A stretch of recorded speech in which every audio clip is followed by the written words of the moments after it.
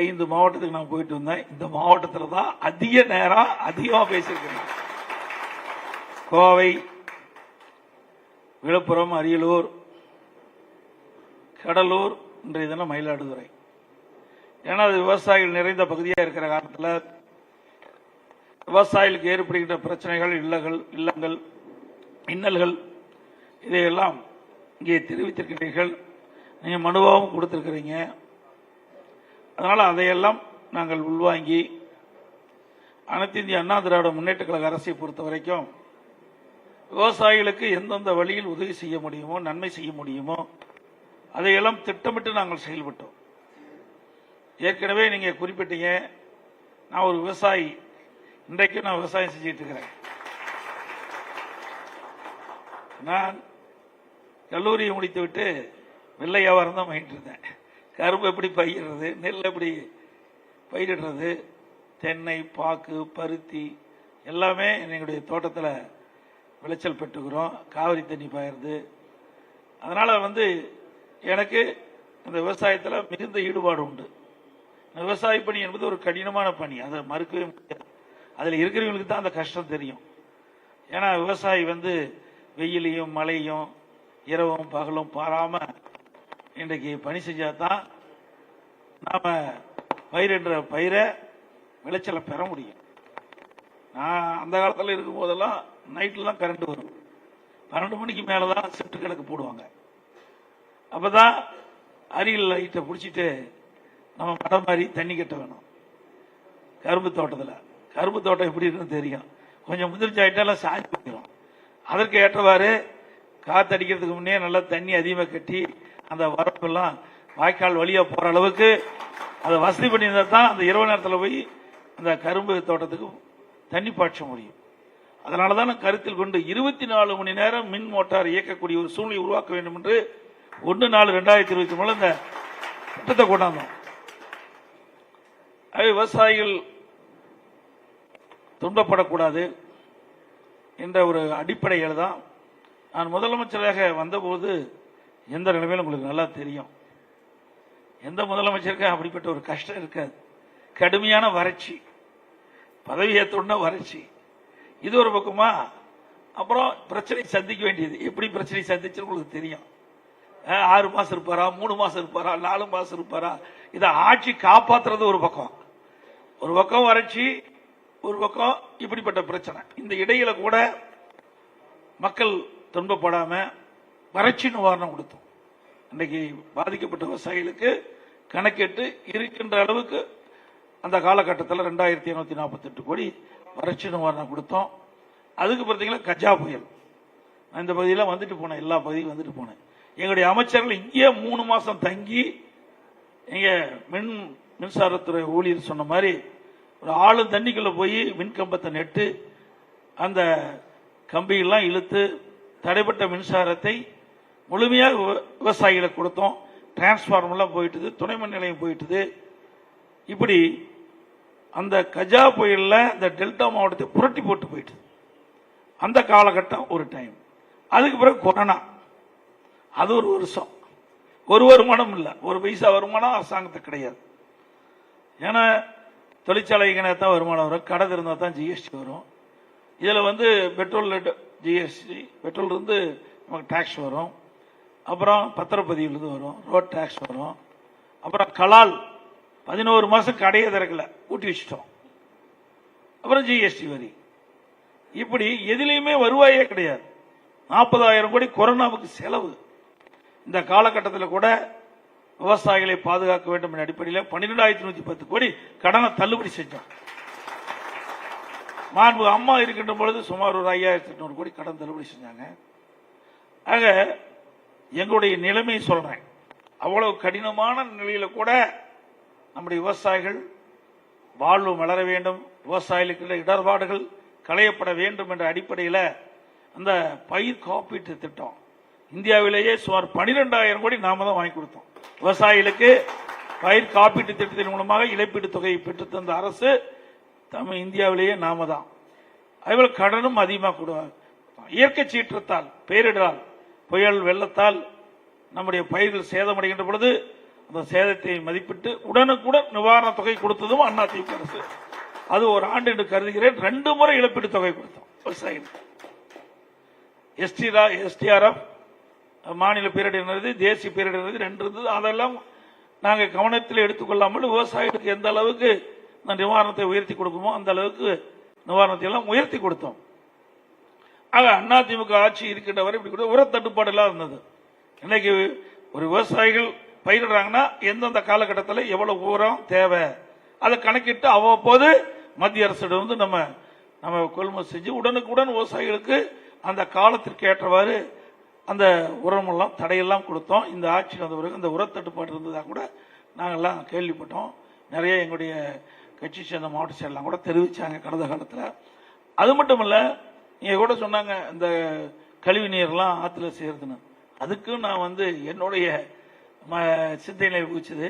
காவிரியில் திறக்கப்படுகிற நீர் கடல்ல கலக்க வரைக்கும் அந்த கரையோரமாக இருக்கின்ற நகரத்திலிருந்து வெளியேறுகின்ற அசுத்த நீர் சுத்தப்படுத்தி காவிரியில் விட வேண்டும் என்ற ஒரு திட்டத்தை தீட்டி விரிவான திட்ட அறிக்கையை மாண்பு பிரதமர் அவர்களுக்கு நான் முதலமைச்சர் இருக்கும்போது கொடுத்து, அப்ப கூட்டுக்குழு இந்த மக்களவை மாநில கூட்டுக்குழுல மேதகு ஜனாதிபதி உரையில் அது இடம்பெற செஞ்சோம். நடந்தாய் வாழி காவிரி திட்டம் என்ற ஒரு திட்டத்தை கொண்டு வந்து நடைமுறை செஞ்சோம். அப்ப கூட திமுக அமைச்சர்லாம் கிண்டலும் கேள்வி செஞ்சாங்க. 2 வருஷத்துக்கு முந்தி நான் கேள்வி கேட்டேன், நடந்தாய் வாழி காவிரி திட்டம் இன்றைக்கு மேதகு குடியரசுத் தலைவர் அவர்கள் குடியரசு உரையில் இடம்பெற செஞ்சாங்க, நீங்க ஏன் அதை வலியுறுத்தல? அப்ப சம்பந்தப்பட்ட துறை மந்திரி இதெல்லாம் கொடுப்பாங்க, இதெல்லாம் எங்க செய்ய போறாங்கன்னு. இந்த வருஷம் சாங்ஷன் ஆகி 11,500 கோடி சாங்ஷன் ஆயிருக்கு மத்திய அரசாங்கம். மாநில அரசாங்கம் 40%, மத்திய அரசாங்கம் 60%. முதற்கட்டமா 990 கோடி இந்த ஆண்டு இதற்காக இந்த திட்டத்திற்காக நிதி ஒதுக்கீடு செய்திருக்குது. இன்னைக்கு காவிரி மட்டுமல்ல, பவானி ஆற்றிலிருந்து வெளியேறுகின்ற நீர், நொய்யிலிருந்து வெளியேறுகின்ற நீர், அமராவதி, இன்னும் கிளை நதியிலிருந்து காவிரி ஆற்றில் கலக்கின்ற நீர்களெல்லாம் சுத்தம் செய்து அந்த நதியில காவிரி நதியில விடுகின்ற பொழுது கடைக்கோட்டி இருக்கின்ற விவசாயி கூட சுத்தமான நீர் கிடைக்கக்கூடிய சூழ்நிலை நாங்கள் உருவாக்கி தந்தோம். அது மட்டும் இல்லாம இந்த பகுதியில் டெல்டா மாவட்டம் மீத்தேன் ஈத்தேன் யார் புரிந்துணர்வு ஒப்பந்தம் போட்டாங்கன்னு தெரியும். நீங்க பல கட்சியில் வந்திருக்கிறீங்க, நான் அரசியல் பேச வரல. ஏன்னா விவசாயி என்பது எல்லா கட்சியிலும் இருக்கிறவங்க, அதுல எந்த மாறுபட்ட கருத்தும் கிடையாது. ஆனா இப்ப இருக்கிற முதலமைச்சர் அன்றைக்கு சொல்லி ஆக வேணும், ஏன்னா அப்பதான் தெரியும். பல பேருக்கு தெரியுமோ தெரியாது. அவர் தொழில்துறை மந்திரியா இருந்தாரு, துணை அமைச்சர் இருக்கும்போது தான் புரிந்துணர்வு ஒப்பந்தம் போட்டாங்க. நீத்தேனுக்கு புரிந்துணர்வு ஒப்பந்தம் போட்டாங்க அவர் முன்னிலையில். ஆனா நான் முதலமைச்சர் இருக்கும்போது விவசாயியுடைய நிலம் பறி போய்விடும் என்று எங்களுடைய சட்டமன்ற உறுப்பினரும் என்னிடத்தில் தெரிவித்தார்கள். விலை மதிக்க முடியாத நிலங்கள் இந்த நிலத்தை வைத்துத்தான் அவருடைய வாழ்வாதாரமே இருக்கின்றது. பொன் விளையக்கூடிய பூமி, ஆகவே இந்த விவசாயிகள் இந்த பூமியை காக்க வேண்டும் என்று இன்றைக்கு இருந்து கொண்டிருக்கின்றார்கள். அவர்கள் கோரிக்கை ஏற்று மத்திய அரசிடம் தொடர்பு கொண்டு பாதுகாக்கப்பட்ட வேளாண் மண்டலத்தை அறிவித்து உங்களுடைய நிலத்தை பாதுகாத்த அரசாங்கம் அதிமுக. எந்த காலத்துக்கு இனிமேல் நிலத்தை தொடவே முடியாது. அதேபோல 50 ஆண்டு கால பிரச்சனை காவிரி நதிநீர் பிரச்சனை. இன்றைக்கு அதிமுக ஆட்சியில் தான் உச்சநீதிமன்றத்தில் போராடி வாதாடி நமக்கு ஒரு நிலையான வருடத்திற்கு இவ்வளவு தண்ணீர் திறந்து விட வேண்டும் என்ற ஒரு தீர்ப்பை பெற்றதும் அதிமுக ஆட்சியில் தான். காவிரி நதிநீர் பிரச்சனைக்கு தீர்வு கண்டதும் நாம தான். அது மட்டும் இல்ல, கோதாவரி காவிரி இணைப்பு இந்த அரசு கிடப்புல போட்டுச்சிருக்க. நான் முதலமைச்சர் இருந்த காலத்தில் எங்களுடைய தேர்தல் அறிக்கையிலேயே அதை குறிப்பிட்டிருக்கிறோம். ஆனா திமுக தேர்தல் குறிப்பிடல. மத்திய அரசு பாரத பிரதமர்கிட்ட கொடுத்த உடனே அவர் இதுக்கு நடவடிக்கை எடுக்கணும்னு சொல்லிட்டார். இன்றைக்கு ஒடிஷா, தெலுங்கானா, ஆந்திரா, தமிழ்நாடு இதெல்லாம் வெளியே வரணும். நான் முதலமைச்சர் இருந்த காலகட்டத்தில் மத்திய அரசாங்கம் சொன்ன இந்த திட்டத்திற்கு நாங்கள் முழு உதவி செய்யறோம் அப்படின்னு. கிட்டத்தட்ட நமக்கு ஒரு 125 டிஎம்சி கிடைச்சிருக்கோம். நமக்கு இந்த பிரச்சனையே இருக்காது. அப்படிப்பட்ட ஒரு அற்புதமான திட்டம். அந்த விரிவான திட்ட அறிக்கையை தயாரிக்கிறதுக்கு இந்த அரசாங்கம் ஒன்றுமே உதவி செய்யல. நான் முதலமைச்சர் இருந்த போது எங்களுடைய 2 அமைச்சர்கள், மரியாதைக்குரிய SP வேலுமணி அவர்களும் திரு ஜெயக்குமார் அவர்களையும் தெலுங்கானாவுக்கு அனுப்பிச்சு அங்க மரியாதைக்குரிய மேதகு ஆளுநர் தமிழிசை சவுந்தரராஜன் மூலமா அங்க இருக்கிற முதலமைச்சரை சந்திக்க வச்சு அவர்கள் ஏற்றுக்கொண்டார்கள். நான் சொன்னோன்னே எங்க வழியை நீங்க கொண்டு போகலாம், நான் ஒன்றும் தடைப்படுத்திக்கணும். அதே போல ஆந்திரா முதலமைச்சர் ஜெகன்மோகன் ரெட்டி அவர்கிட்டையும் நான் அனுப்பிச்ச 2 மந்திரியும், அவரும் நான் சென்னையில் படித்தேன், தமிழ்நாட்டுக்கு தேவையான உதவி செய்யும் 2 முதலமைச்சரும் நமக்கு இசைவு அளித்தாங்க. ஆனா துரதிருஷ்டவசமா அதிமுக ஆட்சி வராது போயிட்டு. அது ஒரு மிக நீண்ட கால திட்டம். நமக்கு ஒவ்வொரு முறையும் கர்நாடகத்தை நம்பித்தான் நம்முடைய டெல்டா மாவட்ட விவசாயிகள் தண்ணி எதிர்பார்த்துட்டு இருக்கிறோம்.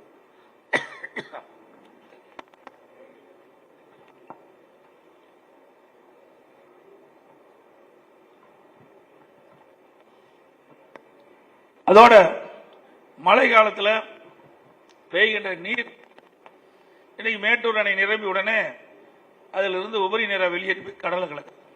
அந்த நீரை தேக்கி வைக்க வேண்டும் என்று நாங்கள் கருதி நம்முடைய மேட்டூரிலிருந்து கடலை கலக்கு வரைக்கும் ஒரு 4 இடத்துல தேர்வு செஞ்சோம். அதை இந்த ஆட்சி ரத்து பண்ணிட்டாங்க. நான் அம்மா இருக்கும்போது இங்கே ஆதனூர் குமாரமங்கலத்தில் கட்டி முடிச்சிருக்கிறோம், இன்னும் தண்ணி தேக்கல.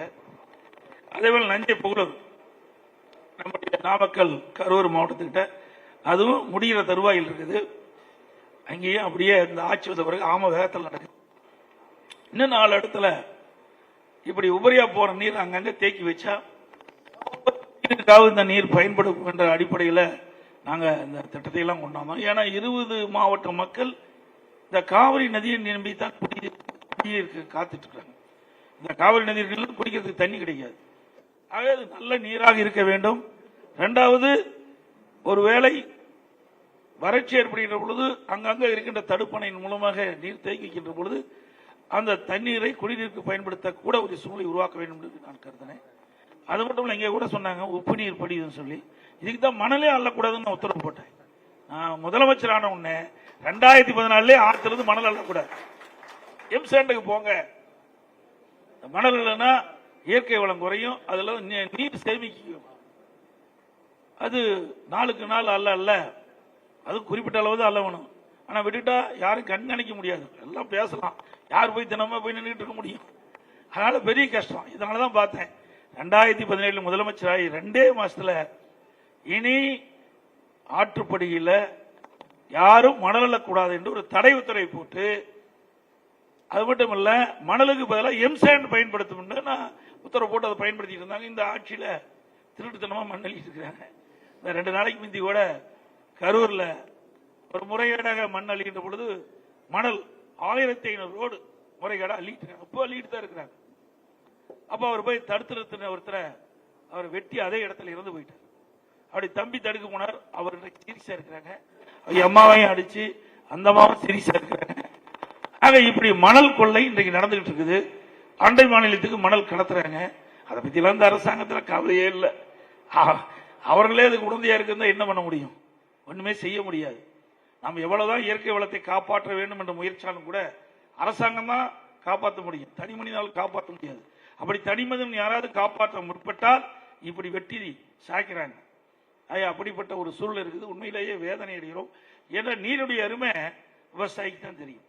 ஒரு மனிதனுக்கு எப்படி உயிர், அது போல உயிராக இருப்பது விவசாயிக்கு நீர். அந்த நீரை முறையாக கொடுக்க வேணும். அது மட்டும் இல்ல, குடிமராமத்து திட்டத்தை கொண்டு வந்து கூட சொன்னாங்க, ஏரி குளம் குட்டை எல்லாம் தூர்வாரி மழை காலத்தில் பெய்கின்ற நீர் சேமித்து நமக்கு நீர் பற்றாக்குறை இருக்கின்ற பொழுது அந்த நீரை பயன்படுத்தலாம் என்ற அடிப்படையில் தான் அந்த திட்டத்தெல்லாம் கொண்டு வந்தோம். அது மட்டும் இல்ல, இங்க நிறைய கால்வாயெல்லாம் தூர்வாரி சொன்னாங்க. நமக்கு நீர் பற்றாக்குறை மாநிலம், அண்டை மாநிலத்தை நம்பித்தான் இருக்கிற நீருக்காக அதற்கு ஒரு நவீன முறையில் இதை செயல் திட்டம் ஒரு 36,000 கிலோமீட்டர் டெல்டா பகுதியில் 36,000 கிலோமீட்டர் கான்கிரீட் கால்வாயாக மாற்றி அமைப்பதற்காக நாங்கள் விரிவான திட்ட அறிக்கை தயாரிக்க வேண்டி மத்திய அரசுக்கு அனுப்பணும். கிடப்பில போட்டாங்க. ஏன்னா நமக்கு 20% நீர் மிச்சமாகும். ஏன்னா நமக்கு கடைமடை பகுதியில் தண்ணி வரலைங்கிறீங்க. அப்ப கடமடை வரைக்கும் தண்ணி போகணும்னா அதுக்கு உண்டான நவீன முறையில் நம்முடைய நீரை கொண்டு போய் சேர்த்த வேணும். அதுக்காக பல கால்வாய்கள், நான் முதலமைச்சரான பிறகு பல கால்வாய்கள் காங்கிரீட் கால்வாயாக மாற்றி கொடுத்துட்டோம். அங்கே கூட புதுக்கோட்டையில் பார்த்தீங்கன்னா நம்முடைய அங்க இருக்கிற கால்வாய் எல்லாம் இன்றைக்கு 2000 கோடி. இப்போ அதே மாதிரி இங்கே தஞ்சாவூர் மாவட்டம், இந்த மாவட்டம் நிறைய கிட்டத்தட்ட ஒரு 8,000-9,000 கோடிக்கு மேலே உலக வங்கி மூலமாக கடனை பெற்று நாங்கள் டெண்டர்லாம் விட்டு முடித்தோம். இதில் வந்ததையும் இந்த டெண்டரை மறுபடியும் மாற்றி விட்டு இப்போ பணி செஞ்சுட்டு இருக்கிறாங்க. அது எப்படி நடக்குன்னு இது வரைக்கும் எங்களுக்கு தெரியல. அவை விவசாயியுடைய கோரிக்கைகள் அனைத்தும் பரிசீலிக்கப்படும். இங்கே கூட நெல்லுக்கு விலை கட்டுப்படி ஆகலை, கரும்புக்கு விலை கட்டுப்படி ஆகலைன்னாங்க. அதையெல்லாம் அதிமுக ஆட்சி வருகின்ற பொழுது மீண்டும் ஒரு முறை உங்களைப் போல இருக்கிற விவசாயிகளும் சந்தித்து இருக்கின்ற நிலைமைக்கு தக்கவாறு நிர்ணயிக்கப்படுவது எந்த மாற்று கருத்தும் கிடையாது. இவட ஒருத்தர் சொன்னாரு, இப்ப 4,38,000 கோடி கடன் வாங்கிட்டாங்கிறாங்க. 75 ஆண்டு காலம் பல்வேறு அரசியல் கட்சிகள் நாட்டை ஆண்டிருக்கின்றன. காங்கிரஸ், திமுக, அண்ணா திமுக, மறுபடியும் திமுக, அண்ணா திமுக இப்படி மாறி மாறி ஆட்சிச்சா கூட 2021 கொரோனா காலத்தையும் கணக்கிட்டு, கொரோனா காலத்தில் வருமானமே இல்லை ஒரு வருஷம், அதையும் சேர்த்துனா கூட 5,18,000 கோடி தான் கடன் இருந்தது. இன்றைய தினம் 4,38,000 கோடி 2025 வாங்கிட்டாங்க. 25, 26 1 லட்சம் கோடி கடன் வாங்க போறாங்க. அப்படின்னா 5,38,000 கோடி 5 வருஷத்துல கடன் வாங்கிட்டாங்க. ஆனா எந்த திட்டமுமே வரல. ஒரு மாவட்டத்தை உருவாக்கணும்னா சுமார் 400 கோடி வேணும். நான் உருவாக்கி கொடுத்தோம். 6 மாவட்டத்தை உருவாக்கி கொடுத்தோம். தாலுகா அலுவலகம், மருத்துவமனை, ஒரே ஆண்டில் நான் 11 அரசு மருத்துவமனை மருத்துவக்கல்லூரி வாங்கி கொடுத்தோம். நாகப்பட்டினத்தில் வாங்கி கொடுத்துருக்கோம் பாரு. இப்படி இவ்வளவு திட்டத்தை நாங்கள் செஞ்சோம். அதுக்கு மேல 2020-21 அந்த பட்ஜெட்ல பாத்தீங்கன்னா அதுக்கும் இப்ப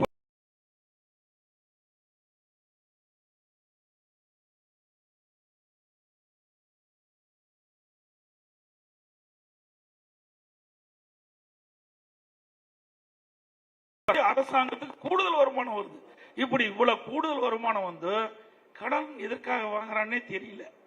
ஏதாவது திட்டம் பார்த்தா எதுவும் இல்லை. ஒரு தடுப்பணை கட்டுறாங்களா, அதுவும் இல்லை. ஒரு கான்கிரீட் கால்வாய் அமைக்கிறாங்களா, அதுவும் இல்லை. ஒரு நல்ல பாலம் கட்டுறாங்களா, அதையும் காணாம். எதையுமே காணாம். என்ன செய்யறாங்கன்னே தெரியல. ஏன்னா இன்றைக்கு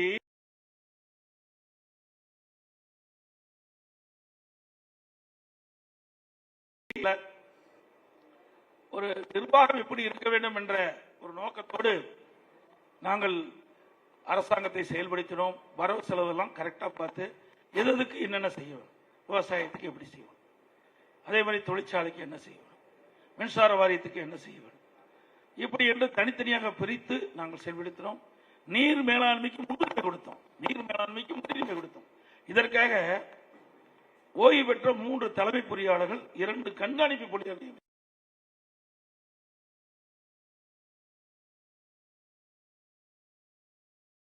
கண்காணிப்பு பொறியாளர் 1 வருஷம் ரிட்டையர் ஆகிப்பார். இவர் வச்சு